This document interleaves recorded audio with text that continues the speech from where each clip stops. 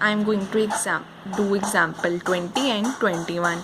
Example 16 and 17 you can see in the link description I have given. So let's do 20th example.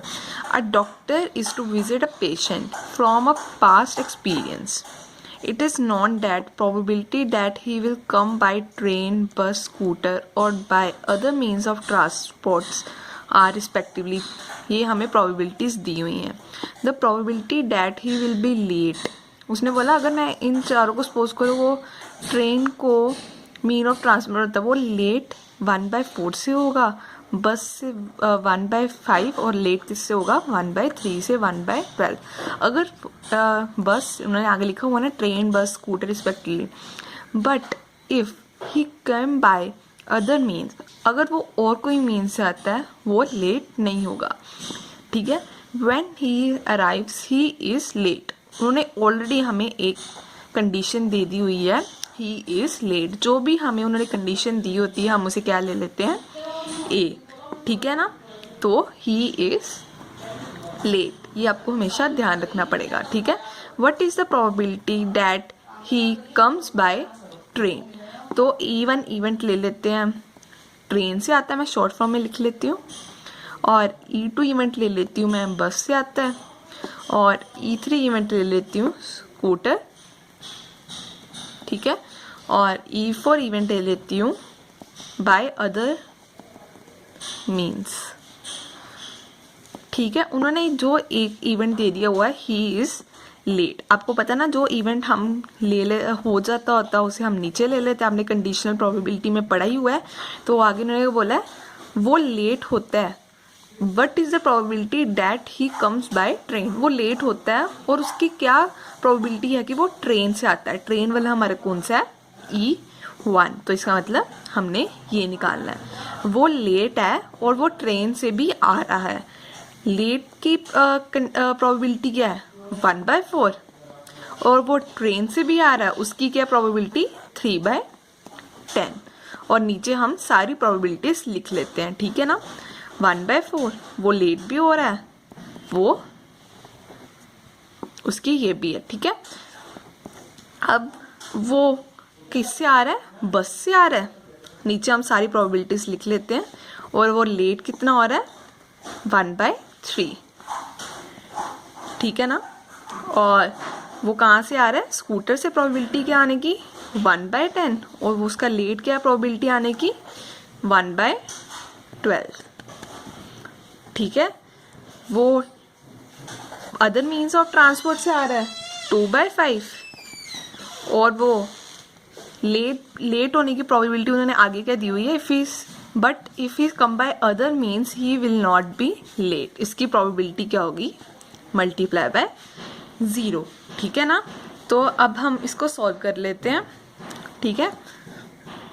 ये हमारे पास आ गया 3/40 upon इसे हम solve कर लें. यदि ये भी आ गया 3/40 प्लस 1/15 प्लस 1/120 और एनीथिंग मल्टीप्लाई बाय 0 क्या होता है 0 ही होता है. 3/40 तो एलसीएम क्या आएगा इसका 120 और यहाँ पर क्या आएगा 9 + 8 + 1. ठीक है ना. ये आ गया हमारा 3/40 और ऊपर आएगा हमारा 18/120. तो इसको हम सॉल्व कर लेते हैं 3/40. ठीक है. 120/18. तो आप इसकी कटिंग करोगे तो देख लो तो हमारा आंसर आ जाएगा 1/2 is the answer. 21. A man is known to speak truth 3 out of 4 times. He throws a die and reports that it is a 6. Find that it is actually a 6. क्या कह रहा है कि वो स्पीक ट्रूथ बोलता है 3 out of 4 times. वो 4 बारी में से सिर्फ 3 टाइम्स सच बोलता है और 1 टाइम झूठ बोलता है. इसका मतलब प्रोबेबिलिटी ऑफ ट्रूथ क्या होगी 3/4 और प्रोबेबिलिटी ऑफ ट्रूथ ना बोले फॉल्स क्या होगी 1/4. आगे उन्होंने बोला है if he throws a dies and reports that it is a 6. Suppose करो मैं इसको आपको डायग्राम से समझाती हूँ. अगर हमने ड्राई थ्रो किया जहाँ वो उसने बोला कि डैट जहाँ वो 6 बोलेगा या वो या 6 होगा या 6 नहीं होगा। अगर वो 6 होगा तो 6 आने की प्रोबेबिलिटी क्या होगी, 1/6। नॉट 6 आने की प्रोबेबिलिटी मतलब जहाँ आएगा 1 या 2 या 3 या 4 या 5, इसके आने की प्रोबेबिलिटी क्या होगी, नॉट 6 आने की प्रोबेबिलिटी 1 2 3 4 5 अपॉन 6, ये नॉट 6 आने की प्रोबेबिलिटी होगी। तो आगे देखते हैं, अगर हमारा 6 आया होगा, उसने 6 से बोला होगा, तो इसका मतलब ये ट्रू है, तो उसकी प्रोबेबिलिटी क्या होगी, 3/4। अगर 6 आया होगा, उसने बोला है 6 नहीं आया, तो इसका मतलब ये क्या है, फॉल्स। तो इसकी प्रोबेबिलिटी क्या होगी, 1/4। ठीक है। अगर 6 नहीं आया, उसने बोला है 6 आ गया, तो इसका मतलब ये फॉल्स स्टेटमेंट है, तो यहाँ पर क्या आएगा, 1/4।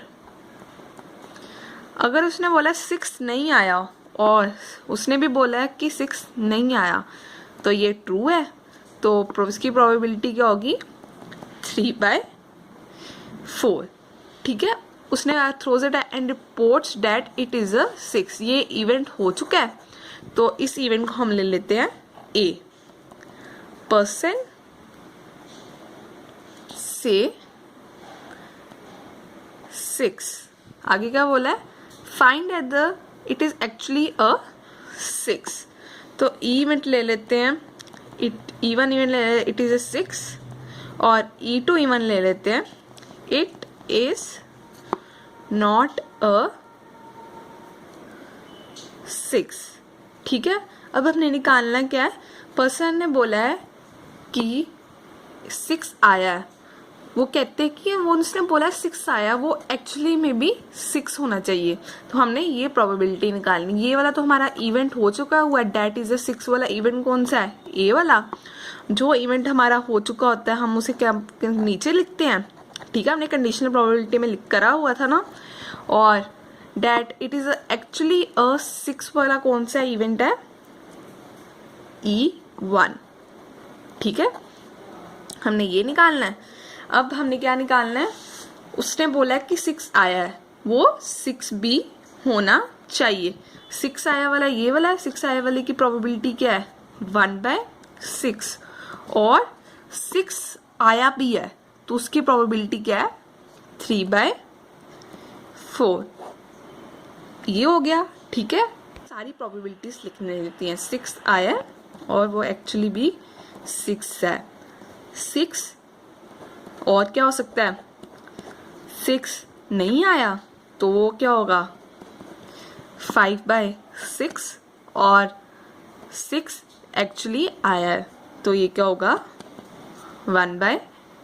को पता है ना, हम नीचे सारी प्रोबेबिलिटीज लिख लेते हैं 6 आने और नहीं आने की, पता है ना। तो हम अब इसे सॉल्व कर लेते हैं कि इसकी हम 3 के साथ कटिंग कर लेते हैं। ये आ गया, सॉरी ऊपर भी तो था, 1/8, और इसकी भी 1/8, और इसकी तो हो नहीं रही, 5/24। ये आ गया हमारे पास, ऊपर आ गया हमारे पास 1 नहीं है, 1/8, और इसको सॉल्व करेंगे तो हमारा आएगा 24/8। ठीक है, 1/8, अब 8/24 आ गया, तो हमारा आंसर क्या आ गया, सॉरी आया हमारा 8/24, मैंने उल्टा लिख दिया है, तो ऊपर लेकर जाएंगे तो क्या होगा, 24/8, तो हमारा आंसर आ जाएगा 3/8 इज द आंसर।